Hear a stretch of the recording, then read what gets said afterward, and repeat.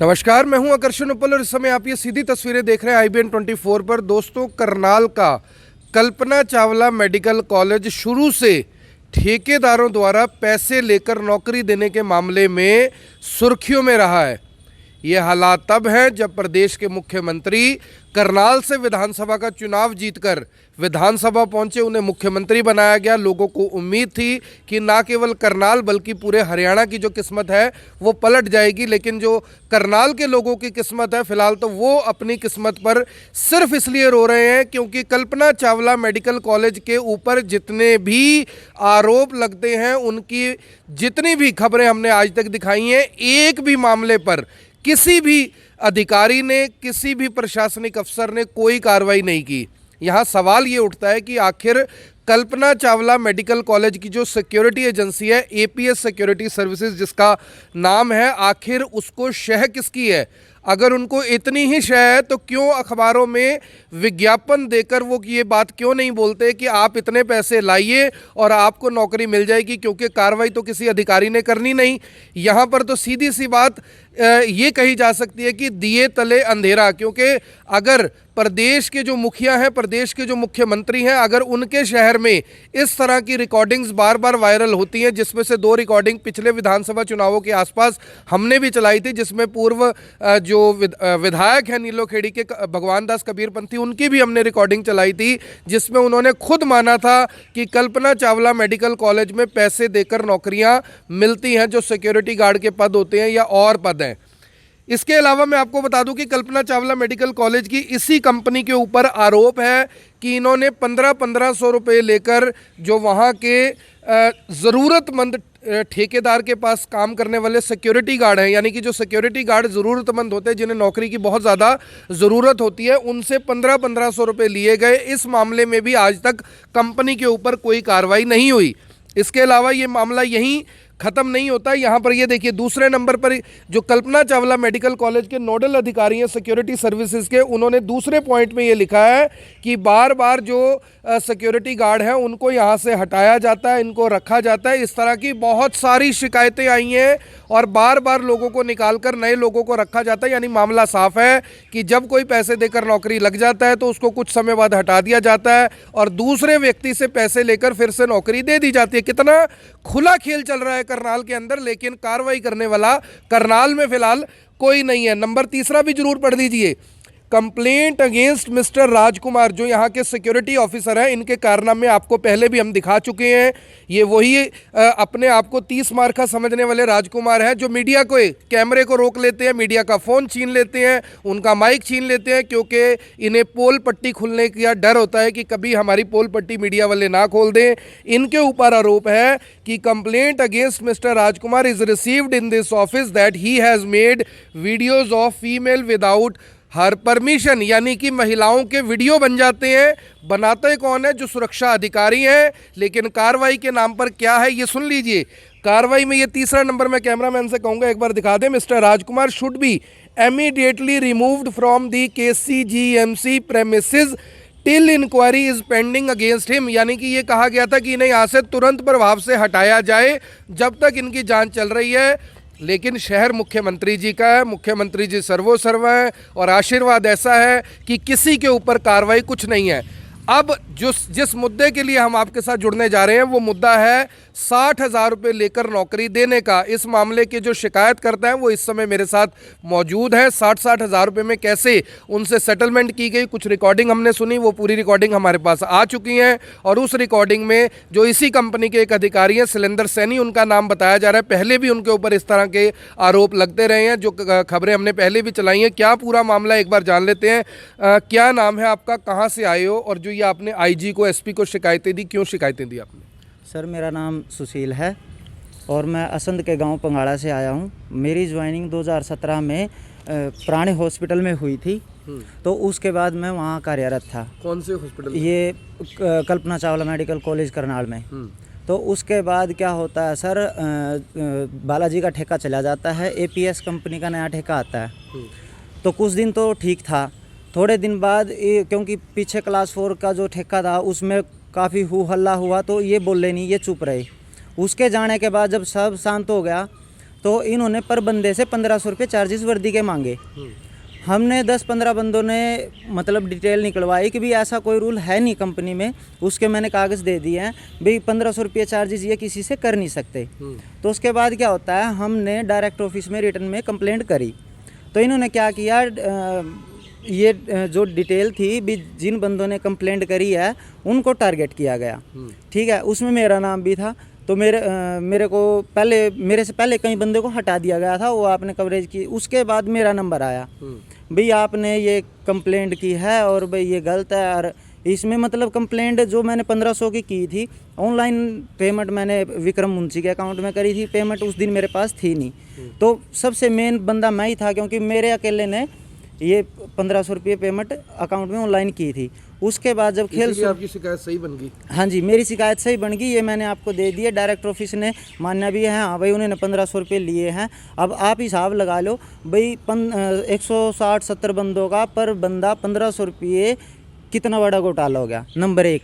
Number 2 की बात, दिए फिर इन्होंने वापस सबके? किसी को अभी तक कोई कुछ नहीं दिया, जबकि आदेश तो ये थे। हाँ जी, हाँ जी। उसके बाद किसी को कुछ नहीं दिया। नंबर 2 की बात, इन्होंने मेरे को टॉर्चर करना शुरू कर दिया, भाई आपने ये कंप्लेंट क्यों करी, आपने ये करा वो करा। तो उसके बाद मैं नाइट ड्यूटी लगा दी इन्होंने मेरी, भाई आप नाइट करो। मैं ठीक है सर, रोस्टर के अकॉर्डिंग मैंने नाइट में वो कर लिया।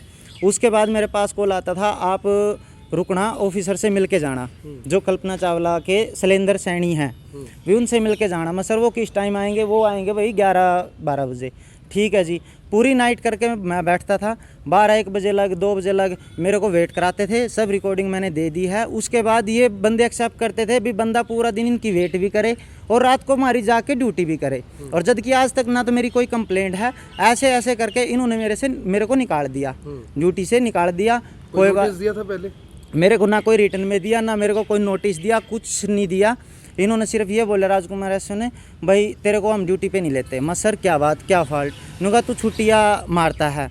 मैं सर रजिस्टर देखो, जब तक मैं ऑन ड्यूटी हूँ मेरी पूरी सैलरी देखो, मेरा पीएफ पूरा कट रहा। जब मैं छुट्टी मार रहा हूँ तो पूरी सैलरी कैसे आ रही है मेरी, मेरा पीएफ कैसे पूरा कट रहा? तो इसका मतलब जब मैं पूरी ड्यूटी कर रहा हूँ तभी तो आ रही है। और ये 60,000 रुपये के हाँ, देने वाला क्या? हाँ, तो फिर उसके बाद ये बोला एसओ राजकुमार, भी आप जाओ सुरेंद्र से बात करो, जो ठेकेदार है। राजकुमार का क्या रोल है इस पूरे मामले में? राजकुमार का ये है सर, उन्होंने मेरे को ड्यूटी पे लेने से मना कर दिया था, भी हम तुम्हारे को ड्यूटी पे क्यों नहीं लेते। मैं क्यों सर? कौन है इस पूरे मामले का जो पैसे लेके नौकरियां लग रही हैं?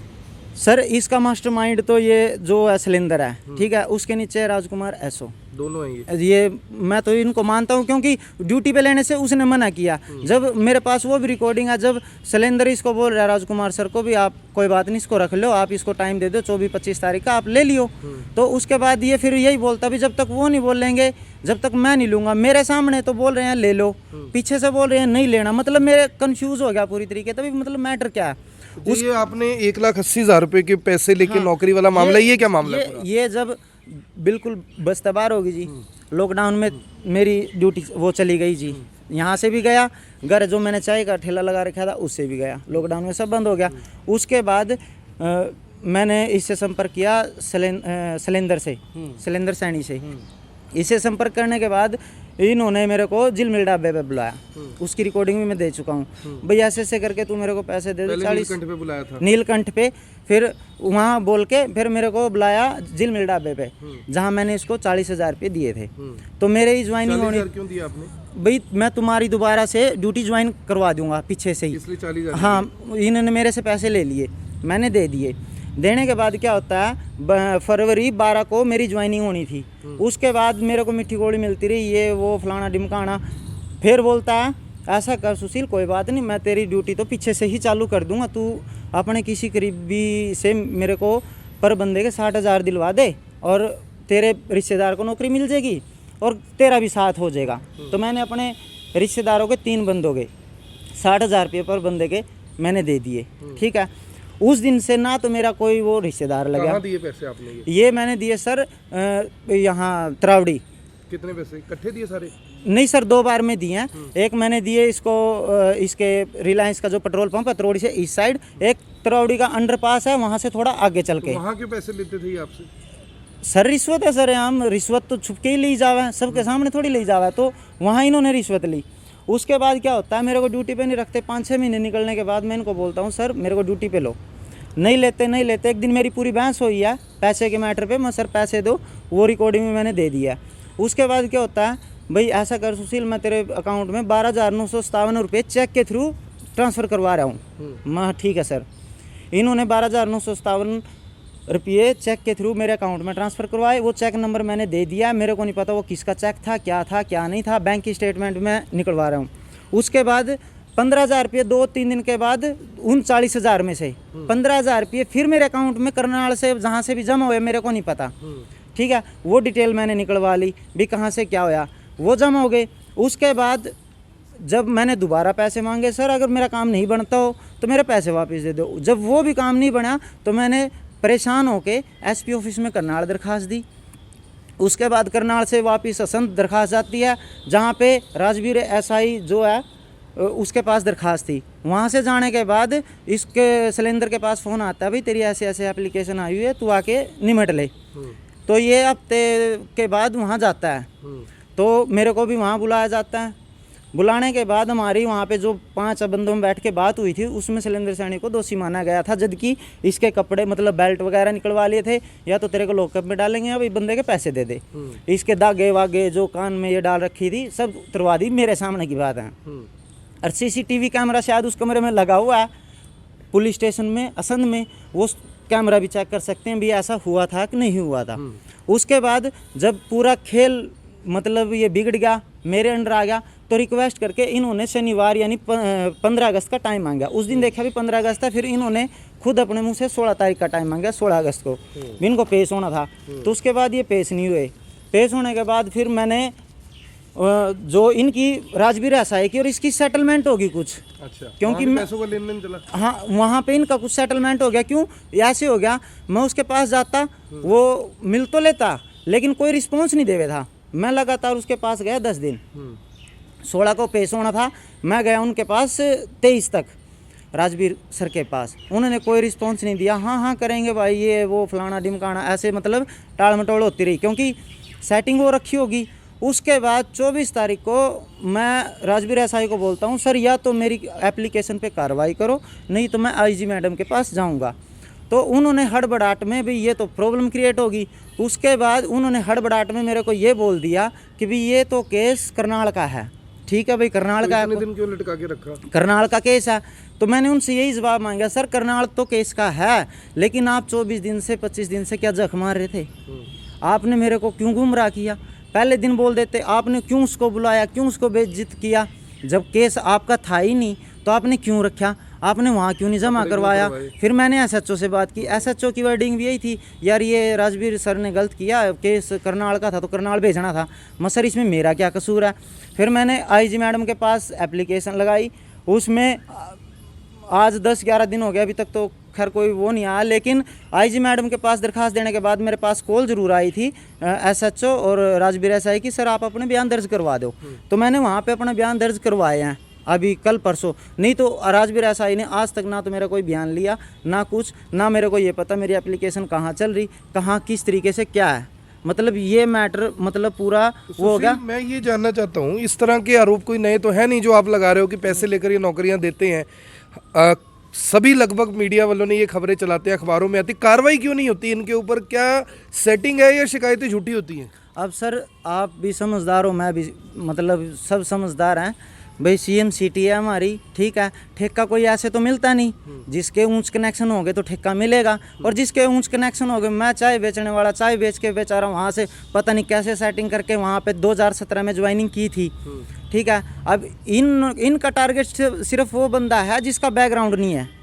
ये मतलब आज तक जितने बंदे हटे हैं ना, आप उनका रिकॉर्ड उठा के देखो, सिर्फ वही बंदे टारगेट है। उससे अलग बंदे कोर्ट में गए हैं, कोर्ट के ऑर्डर लेके आए भी ज्वाइनिंग कराओ, मतलब दादागिरी तो यहाँ देखो, कोर्ट को भी ठोकर मार रहे हैं क्या कोर्ट, उसके बाद भी उन बंदों की ज्वाइनिंग नहीं हो रही। उसके बाद अब डायरेक्टर साहब को भी नोटिस गया, अभी इनकी ज्वाइनिंग क्यों नहीं हो रही? मतलब सोचने की बात तो है, अभी करप्शन मतलब कितना है सीएम सिटी में। करप्शन हमने खत्म कर दिया बिल्कुल ही।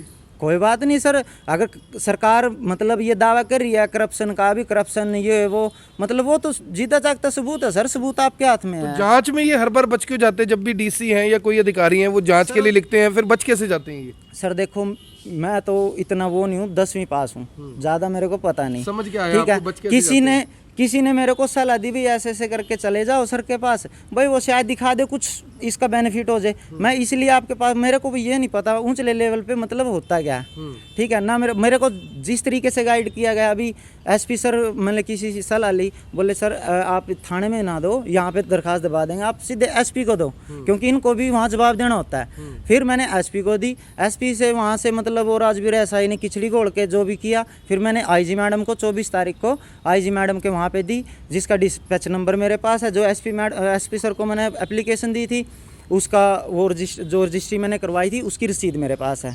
तो आप देख सकते हैं कि किस तरह से खुला खेल, यानी कि इतना खुला खेल चल रहा है कि जो आपको दिख रहा है, जो हमें दिख रहा है, जिनके साथ हो रहा है उन्हें दिख रहा है, लेकिन सरकार को, अधिकारियों को, प्रशासन को, पुलिस प्रशासन को नहीं दिख रहा। सीधी सी बात है कि पैसे लेते हुए पकड़े जाओ और पैसे देकर छूट जाओ, ये जो कहावत आपने सुनी है, ये फिलहाल करनाल में, खासकर कल्पना चावला मेडिकल कॉलेज में जरूर चरितार्थ हो रही है। मैं आपको बता दूं कि इस एपीएस सिक्योरिटी के ऊपर पहले भी कई गंभीर आरोप लग चुके हैं। जो सिलेंडर सैनी हैं उनके ऊपर कई गंभीर आरोप लग चुके हैं।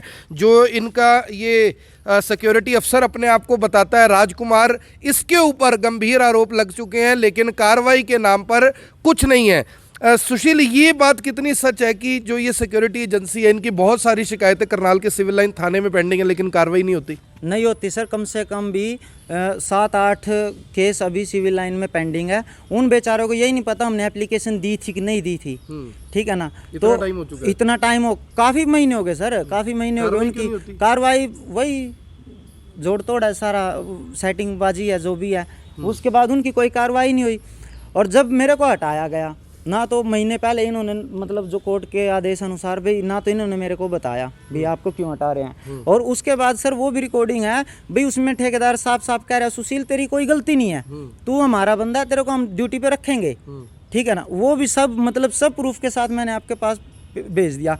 इन सबूतों पे भी अगर कार्रवाई नहीं होती ना, तो वह क्या, मैं सीएम सिटी तो ना ही होती तो तभी ठीक था। वही पुराने वाली सरकार बेस्ट थी। अगर इतने होने के बाद भी ये नहीं होता तो आप देख सकते हैं कि किस तरह से सवाल यहाँ पर ये उठ रहा है कि इससे अच्छा तो ये थी कि सीएम सिटी ना होती। जब सीएम साहब का किसी को डर ही नहीं है, जब सीएम साहब से किसी को उम्मीद नहीं है कि वो कार्रवाई करवाएंगे, जब किसी यानी एपीएस कंपनी जैसी कंपनी के ऊपर कोई कार्रवाई नहीं हो रही, ऐसे में सवाल ये उठते हैं कि आखिर फिर ये शिकायतें, ये नौटंकीबाजी किस लिए आपने ये आदेश पारित किए जब इन आदेशों के ऊपर कोई कार्रवाई नहीं होनी। आप सभी लोगों से ये अपील जरूर रहेगी कि जो भी लोग इस खबर को देख रहे हैं, इस खबर को शेयर जरूर करें। कल्पना चावला मेडिकल कॉलेज की गुंडागर्दी, यहां पर होने वाले इलाज में लापरवाही, यहां पर होने वाले भ्रष्टाचार, पैसे लेकर नौकरियां देना, यानी कि सिक्योरिटी गार्डों के ऊपर, यानी कि सुरक्षा अधिकारियों के ऊपर, राजकुमार जैसे लोगों के ऊपर आरोप कि वो महिलाओं की वीडियो बनाते हैं, ये मैं नहीं, ये दस्तावेज बता रहे हैं।